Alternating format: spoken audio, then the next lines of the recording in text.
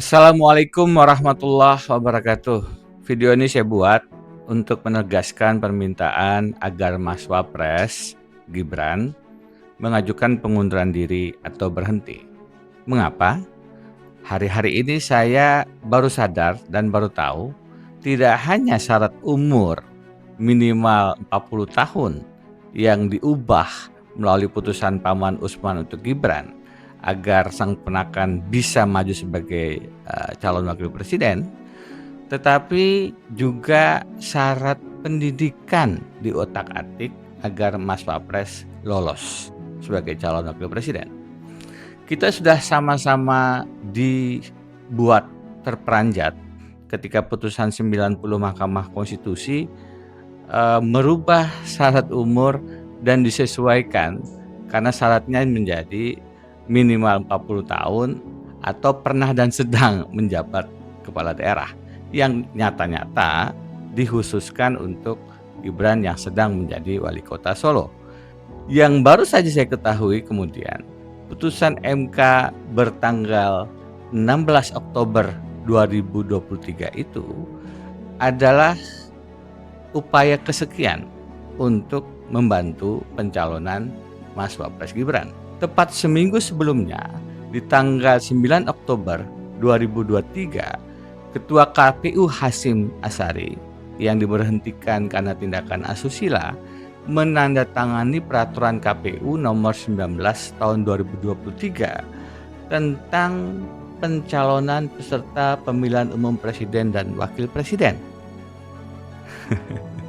yang diundangkan tanggal 13 Oktober 2023. 3 hari sebelum putusan MK.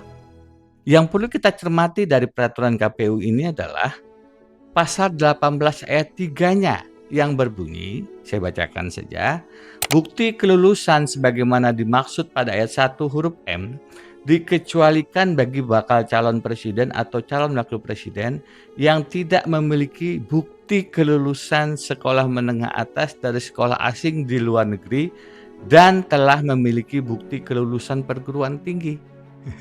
Ini Mas Gibran banget.